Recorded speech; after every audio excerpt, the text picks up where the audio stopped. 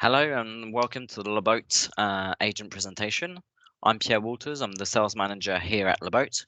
What I'll do here is present you an overview of Leboat, who we are, what we sell, our top destinations, our boats, and a few explanations on the different extras we can offer.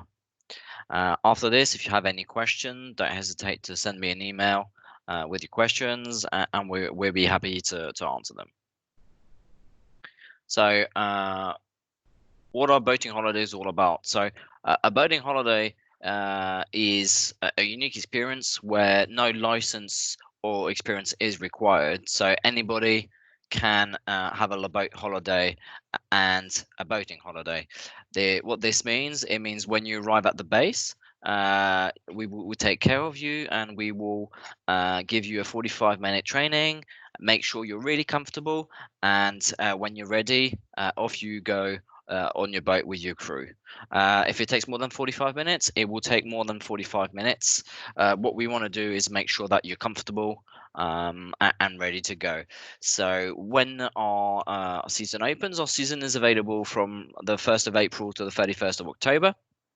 Except in some regions where we're open a bit sooner, like in Ireland, where we're open for St. Patrick's Day. And then Canada is a little bit different. We open a bit later due to the weather forecast over there. So we open in the 18th of May until the 8th of October.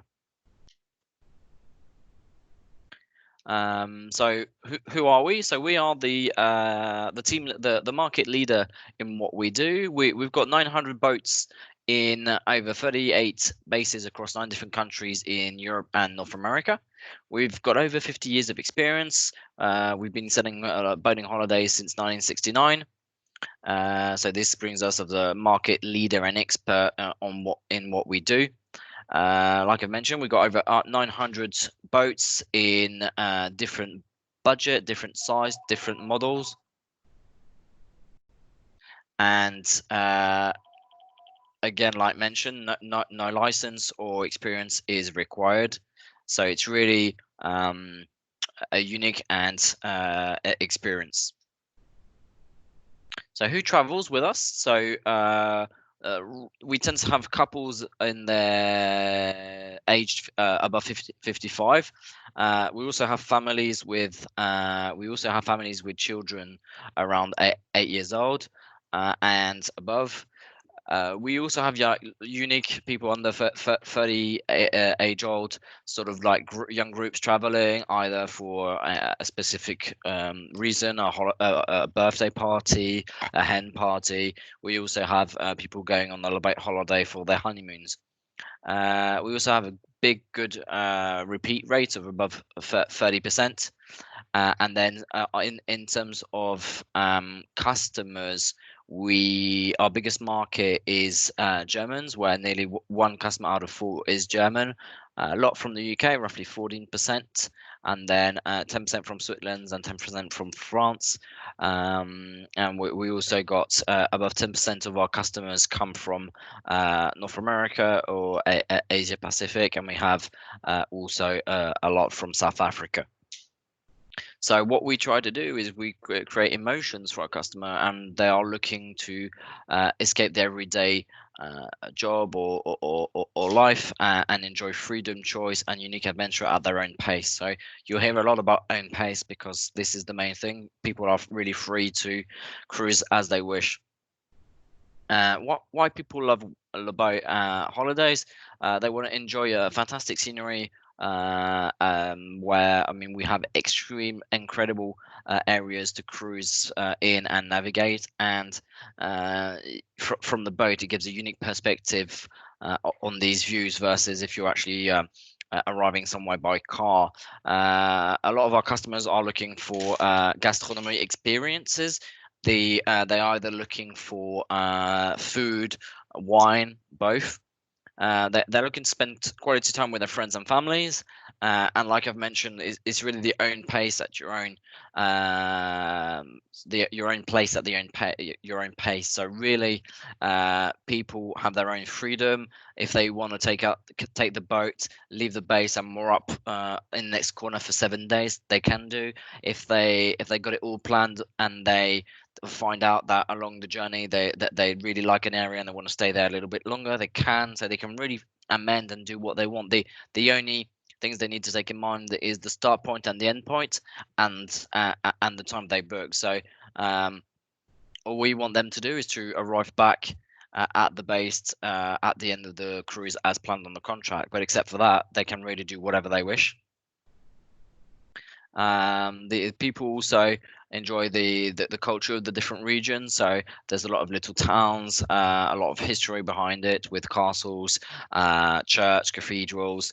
Also, people like to mix up their pleasures as well. So boating is one part of the holiday, but if people like fishing, golfing, cycling, all that can be combined with a boat holiday. A lot of sports, water sports are available as well, like stand-up paddleboard, canoeing. So there's a lot of alternatives as well for our customers to mix up the pleasures.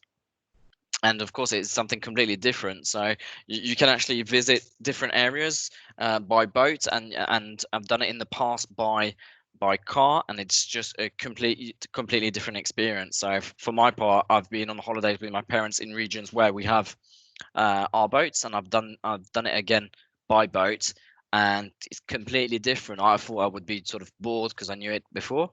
Completely different way of entering a town, and so you actually get a total different perspective, and you're completely blown away. So this makes it memorable. And like I've said as well, it's really independent exploration. So you're alone on your boat with your crew, and you can discover different areas as you wish, and be your own decision maker. So all that is fantastic. So a bit more about our destinations. So on the top left, you have Canada, where we have two bases, and we opened this in 2 years ago.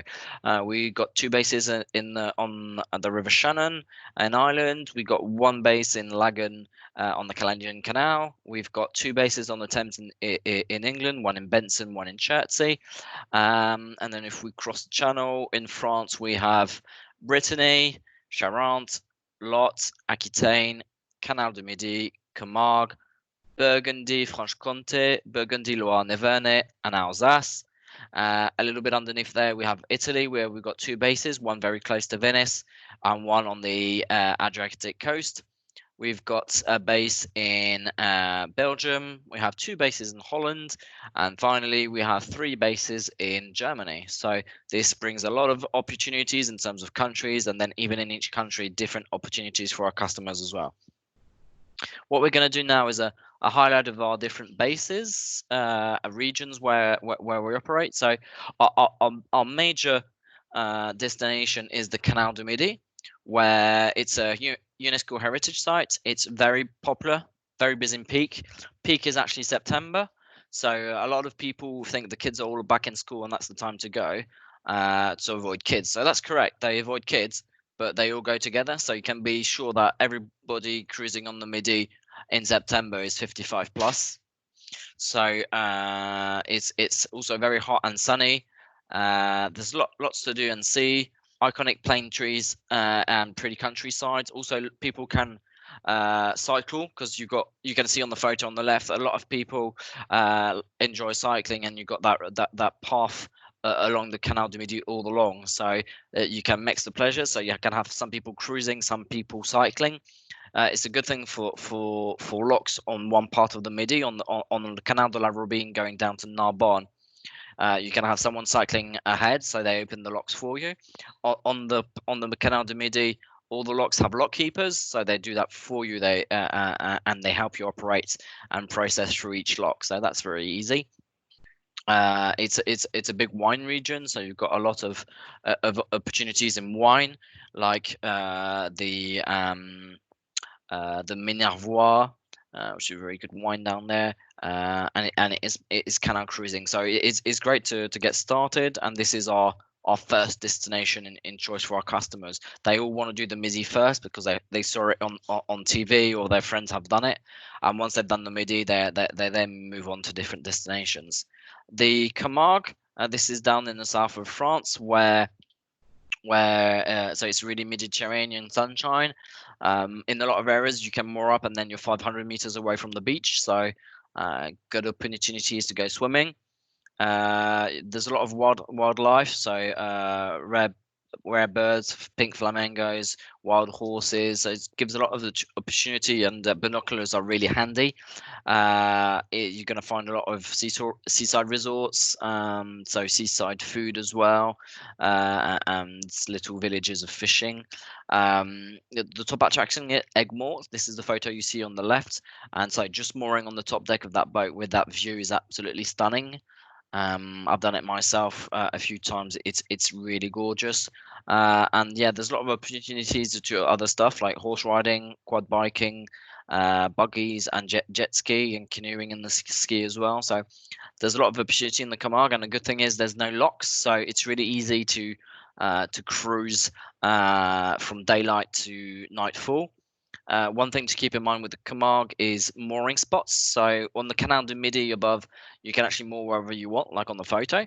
On the Camargue, you have to go in indicated areas. So the good thing is to get started cruising in the mornings, and then moor up around lunchtime or just after lunchtime. Visit the area where you are, maybe go swimming, and then do the same the next day. But like that, if you're moored up before 3 o'clock in the afternoon, you will always find spaces. But if you start leaving it to find spaces from 5, 6 o'clock, especially in peak season, it will be a bit more hectic.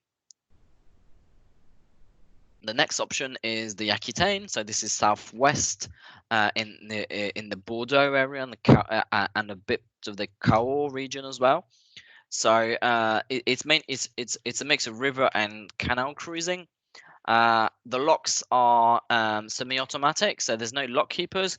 What you do is you have a big pole in the middle of the river on a cable. You actually take your boat underneath it. You pull down the pole, and it opens the lock.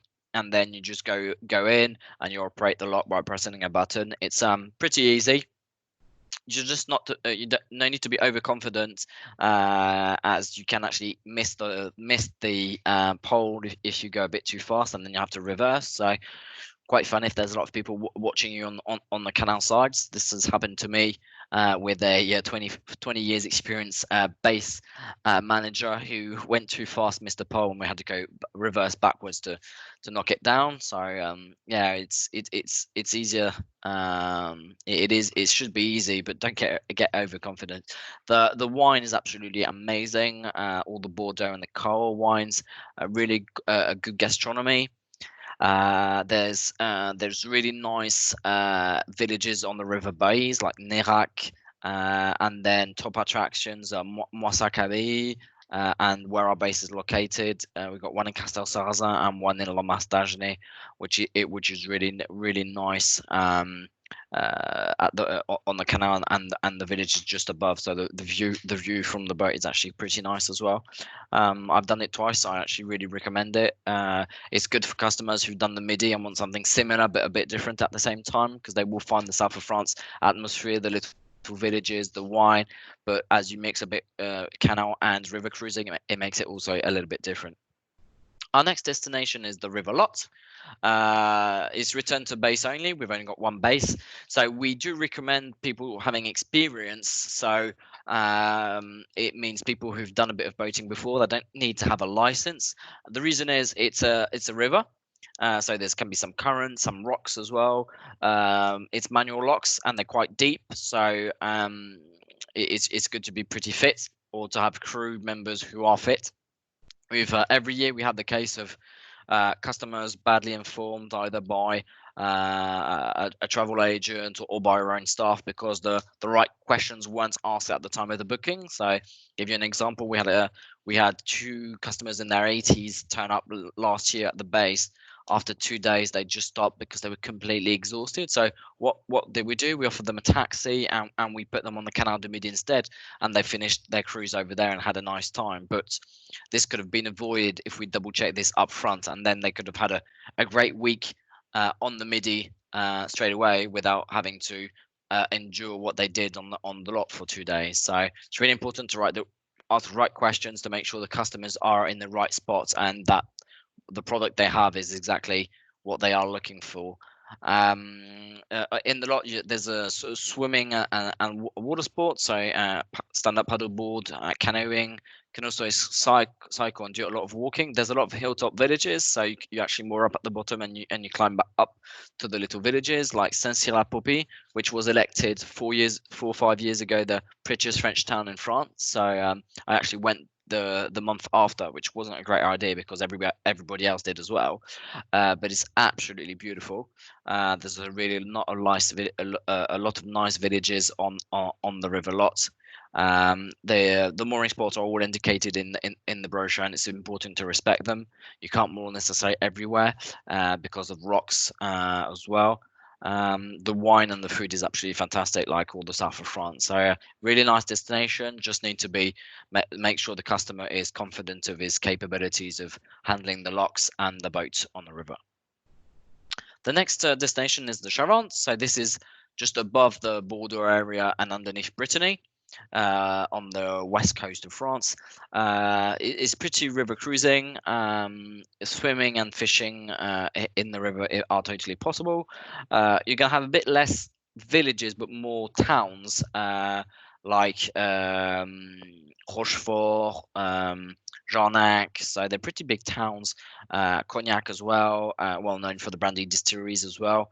It's manual locks, but they're a bit smaller than on the lot, so they're easier to maneuver. And top attraction is a village called a town called Saintes as well, which is quite big as well. So it's pretty nice. A bit less wine, more cognac area. Quite relaxing as well, and not too far if customers want to have a drive down as well from the UK. In Brittany, so quite easy for the customers, just over the channel. So like a ferry is a great solution for them. There's a lot of castles and medieval towns. The most famous food is crepe, cider, and oysters, of course. There's some canal cruising and some river cruising as well. The top attraction is La Galicie, which is well known for being a medicine plant for one of the big cosmetics in France. So it's really pretty and it's well made. All the locks have flowers, a bit like in the Thames in the UK. And like Josselin Castle is a key attraction, and you could also go and visit Nantes, which is a big city in France as well. So quite nice if people want to mix up little villages with big cities as well. So we have the Nivernois, which is roughly 3-4 hours drive from Paris. Really easy from in the TGV, so people can actually take the Eurostar from to Paris and then take a TGV down to Megève, where we have one of the bases, and then our base is roughly 1 kilometer away, so really easy to access. It's canal cruising. You've got typical French villages and towns. A lot of nature, a lot of locks as well, so people need to like locks. Countryside wine, you've got the Sancerre and the Chablis. Really nice churches like the cathedral in Auxerre, and the aqueduct in Briare is very famous over there. Burgundy Franche-Comté, absolutely fantastic.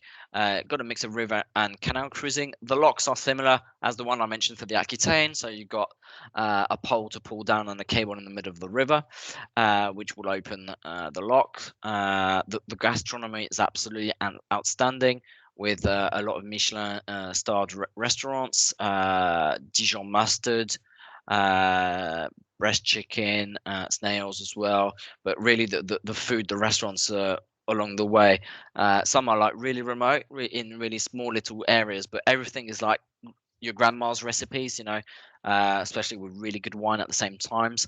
Top attraction is the Hospice de Beaune. So Beaune actually can't get to by boat, so you have to either go there by car or by bus or by taxi, either like at the start of your cruise or at the end. It's roughly 45 minutes away from our base in Saint-Jean-de-Lone. But it's actually worth it. The photo is you can see on the left is the Hospice of Beaune. Beaune itself has a lot of nice monuments to visit, and then just out of Beaune, you have Volnay, where you got all the vineyards, and in Volnay you can do some Segway tours.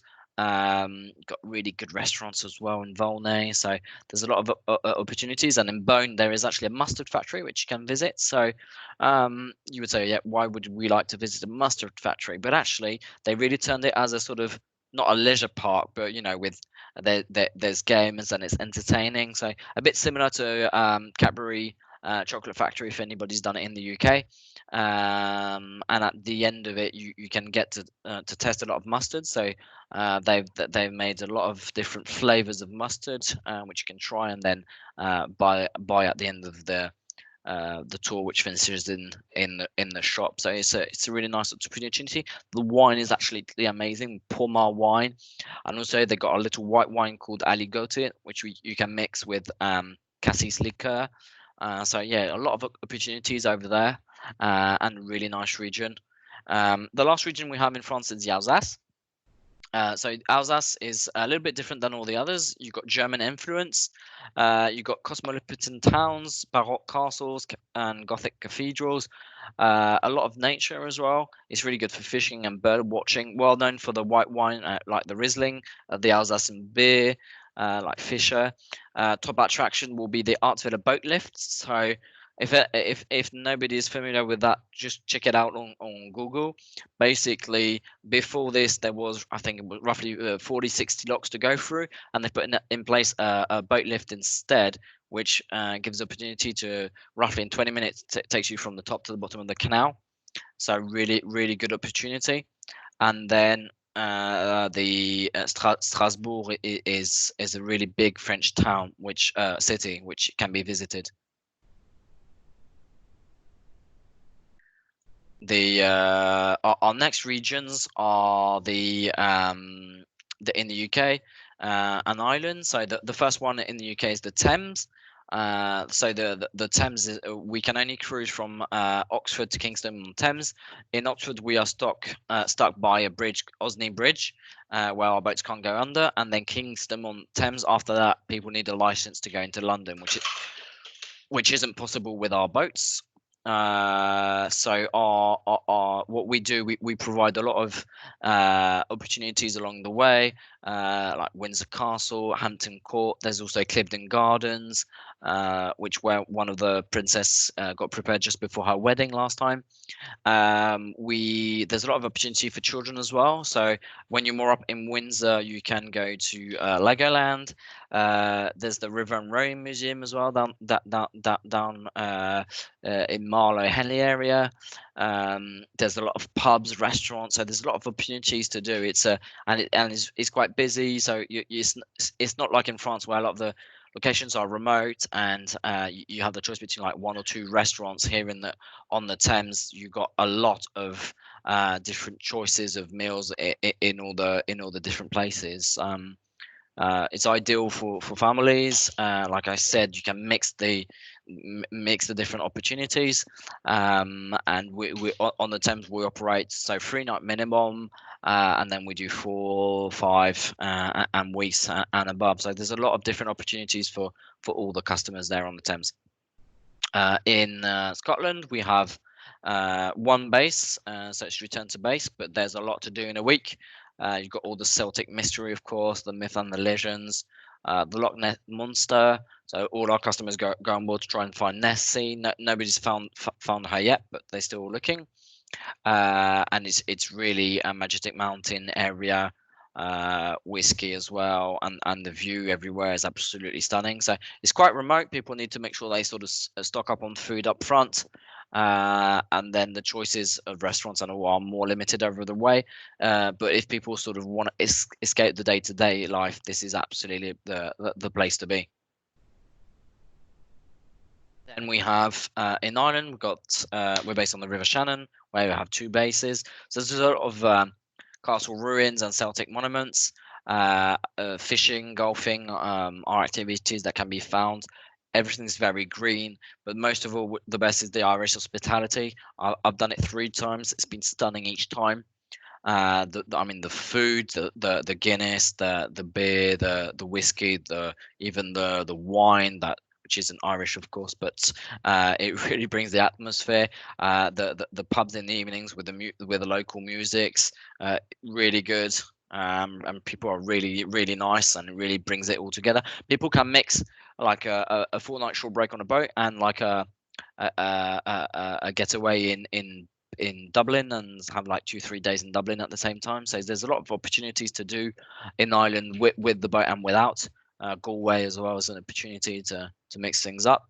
And along the Shannon, there's a lot of nice villages, entertainment for the children as well. Celtic monuments with old castles, and really everything is absolutely gorgeous. A big open water, so big, right, really you're not stuck with a lot of people while you're cruising. 'Cause really big open lakes, absolutely gorgeous. The next one in our destinations in Europe is Italy. So in Italy, we've got 2 bases. We've got one very close to Venice, where people can visit Venice in a different way, and all the little islands like Burano, Murano, um, and sort of access Venice a different way than they would normally. The second part we have is the Friuli region, which is on the Adriatic coast. So this is much more um, seaside tourism, where people come more up and go to the beach as well. So it's really important to find out what your customers are looking for. If it's the Venice experience, and in that case, they should only focus on Venice, because they wouldn't have time to enjoy both. And then if it's more the seaside part, then they should only take a week from the base in Procinecco, which is in the Friuli region. In Germany, we have 2 different landscapes. So we have a part where our base is in Marina Wolfsburg, which is big open lakes, sport, water activities, nice little villages, beer.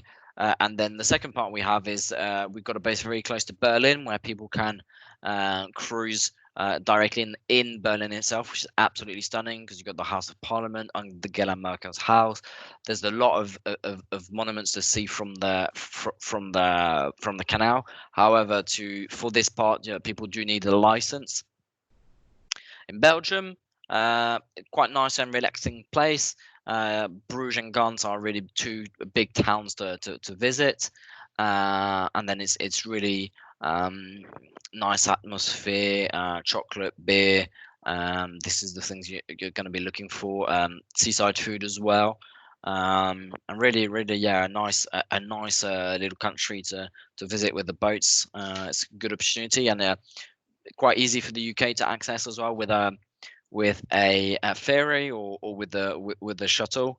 So roughly from Calais, I think it's less than an hour, and then from the ports in Belgium that do the UK, it's again a 45 minutes. So really easy access, which is actually nearer than the different airports in Belgium. So it's a good one for the customers.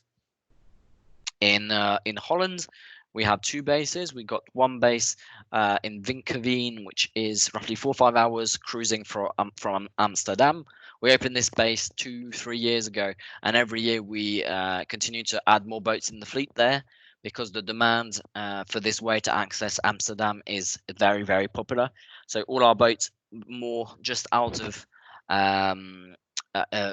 Amsterdam in a big marina, and then they can take little taxi boats to go into Amsterdam. So yeah, very popular. And then we have a second base, which is more in the sort of lake part, which is going to be much more for big open water, little villages, and the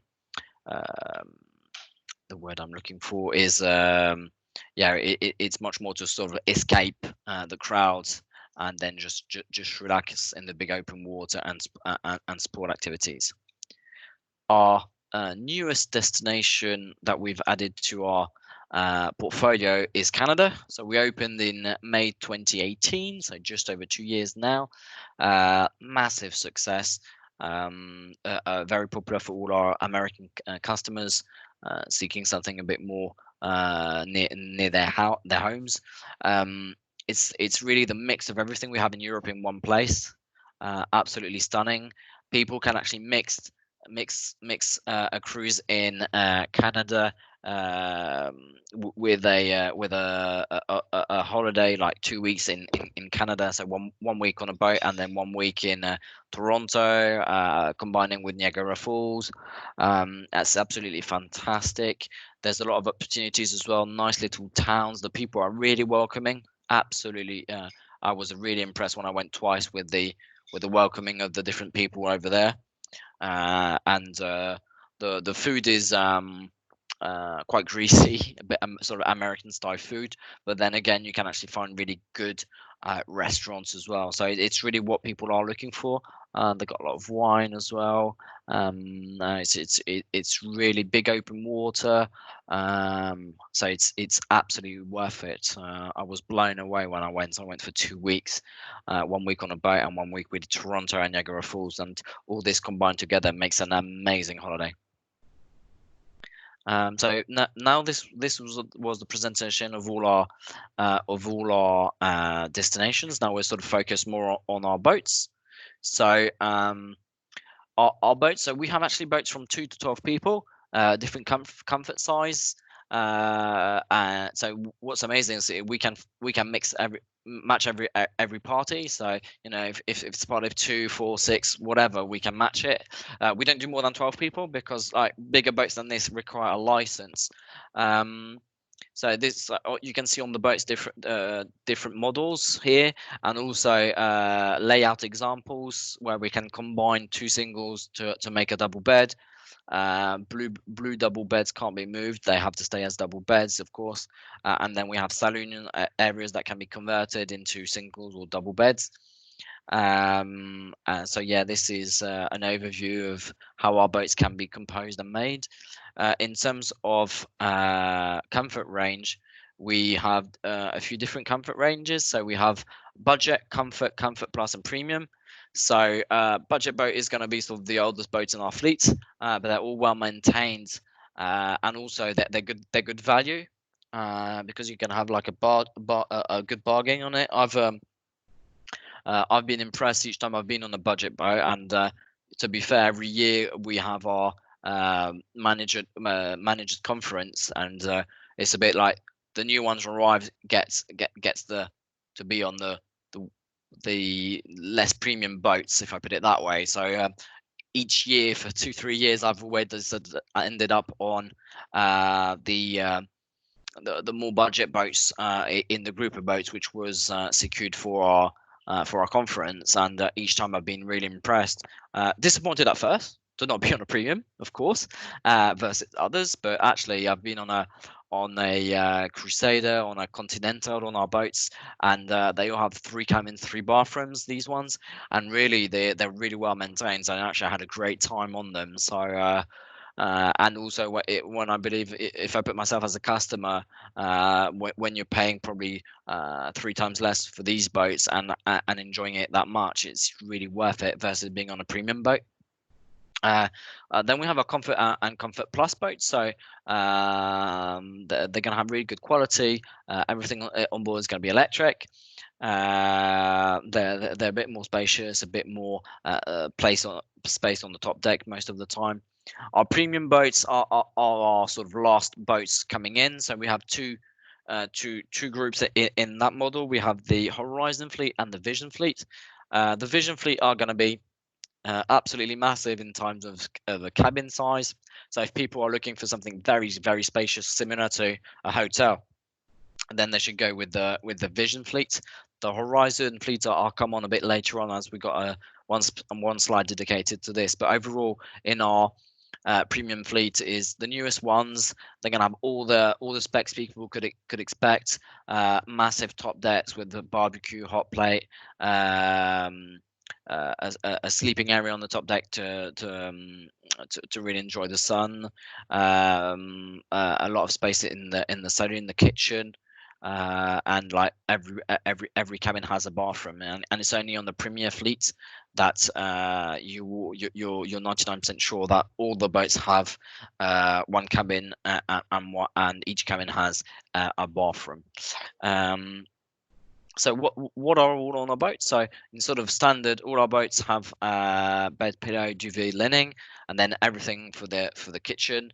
We provide the towels and the tea towels. We don't provide beach towels. So in the areas where people can swim, which was the Lot, the Charente, a part of Italy, the Camargue, all these people in this areas, people would need to bring their own towels for swimming or water sport activities. All the bathrooms are hot water, toilets. We provide cruising maps, all the manuals and the tourism information. Of course, everything for safety is on board. There's warm air heating on all the boats, and then DVD player and radio, and a few more specs. Depending on the model, where they're spaced, you can have chairs and parasols on the top deck, which will be included. Bimini sunshades, mainly on in the Canal du Midi on nearly all the fleet, and then on the Premium and Comfort Plus. Air cooling system or air conditioning on the Premium fleet mainly. Shore power, hookups, front thrusters on a lot of the boats, and then Premium model will have both front and back. Barbecue hot plates on a lot of the boats, Premium and Comfort Plus, and then can be added as optional on the others when there's space on board. Flat CD DVD players on the Premium, and then cushions for top decks are included on all the Premium and Comfort Plus, and on the rest it's available as an extra. As I mentioned, so we have a new fleet of boat, the Horizon, since 2016, where we launched the first one. The first one we had was a 2-cabin, 1-bathroom boat. So really one master cabin, and then the second cabin was more for either storage or for children, or to store the children. That's a possibility as well. And then we then build on a 2-cabin, 2-bathroom. 3 cabins, 3 bathrooms, 4 cabins, 4 bathrooms, 5 cabins, 5 bathroom, which is absolutely amazing boat. The one thing to keep in mind with this one versus the Vision, which is also in the Premium, is the size of the cabins. In this one, the Horizon 1 and the Horizon 2 have a big master cabin. And then the rest, the 2 other cabins are a bit smaller. On 3, the 4, the 5, the cabins aren't massive. However, the boat itself is amazing. The idea behind it is people spend much more time now in the socialization parts of the boat, if I put it that way. So either in the saloon area or on the top deck. And this means that we've really maximized the space here, so people have big socialization grounds. And then look, these days people go use the cabin mainly just to sleep late in the evenings. So we've a bit reduced the space there. It's got an amazing at the back of the boat you can sit down to fish, and then at the front of the boat there is also a bench to sit down and being facing the water at the front. A lot of people enjoy doing the Titanic picture, where they open their arms and take the photo, basically. But this boat is ideal for that as well. It has all the latest technology on board, so there's a lot of USB sockets everywhere to plug your phones, which is much better than using sort of cigar lighter adapters that you use on the sort of older boats, older generation boats. So really, everything on board is to facilitate life on the Horizon. So I've been lucky that we did Canada 2 years ago, and as it was only Premium fleet over there, I had to be on a Premium, which made a change. So I was on the Horizon 3, and it was absolutely amazing in terms of comfort, cruising facilities, and everything. So really, they are fantastic boats. So the price of our holidays. So what we do, we put options on the hold for 48 hours, like that. People can then finalize flights or double check with the rest of their friends. That's totally possible. We operate dynamic pricing, so our prices do vary. Roughly, they vary every 2-3 weeks, depending on occupancy. So it's always good to double check the latest price before giving them to a customer. In the standard boat price, well, it's the use of the boat for the duration of the cruise, boat handling and demo, technical support, and lock fees, except in Ireland and in the Netherlands, where it has to be paid locally. We've got optional extras on all our boats, so bike hire, Wi-Fi in France, barbecue, early check-in, late return, grocery pack, stand-up paddleboard, cleaning, parking, cushions. So all these depend on the cruising grounds. Separate costs, one-way supplement, depending on the cruise. So that gives you the possibility to finish in another base than the one you started from. So you don't have to go back on yourself. Mooring supplements, all the moorings have a fee, except in some areas where we have some included in the price, like in Italy, Scotland, and Canada. The damage waiver, so people have the option to purchase a non-refundable damage waiver up front, and then they leave a small security deposit on site, or they don't take any damage waiver, and then on arrival they have to leave a full security deposit. So in all the cases now, people have to leave a deposit, either reduced or full. The idea behind that is people will actually be more careful. 3 years ago, we had the damage waiver when it was purchased. People didn't have to leave any security deposit, and the problem is when there's no risks for the customers, they are less careful, and the problem is that means they damage the boat, and then it means that the person behind them have a damaged boat as well. And since we've done this, we've really seen a big reduction of damage to our boats. So it was hard to explain to our loyal and repeat customers that we changed this, but it was worth it overall. People have to pay fuel, so they leave a fuel deposit, and then it is then at the end of the cruise, it is calculated on the engine hours which were used, and then if they used less than the deposit, they get refunded, and if not, they then have to top up the remaining costs, and then sort of food and travel, all that is up to the customer. We're a dog-friendly company, so that means that we allow dogs on all our boats, up to 2 per boat. The downside of this means that if you have a customer who have any allergies and want us to guarantee a boat where there's never been a dog, that isn't possible. I've also added on the slides options of sort of how the fuel is calculated and the running costs. So just sort of different engine hour deposits depending on the duration of different cruises. And the generator is also calculated in the engine hours on the boats which have a generator. Just example of the different prices. So we send spreadsheets with the fuel prices, because they do change depending on the cost when we buy them as well, depending on the boat and the destinations as well. So we have also we've got bundles that people can purchase up front. So we've got the silver and the gold bundles, so it gives the opportunity to sort of have a all-inclusive with everything paid with the gold extra bundle. So if people want to have a full idea of their total costs, they should go with this.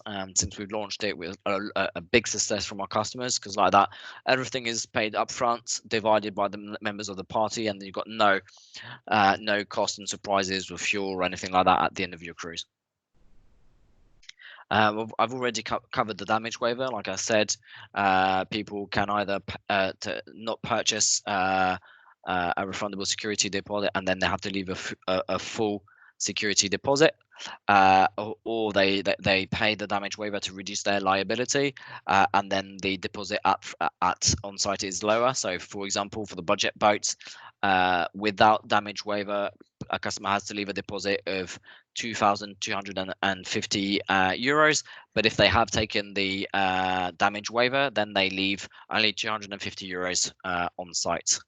And this has brought us to the end of our presentation. So As I say, normally you should have my my details. So if you have any questions, don't hesitate, and I'll be more than happy to answer any questions by email. Thank you very much for your time.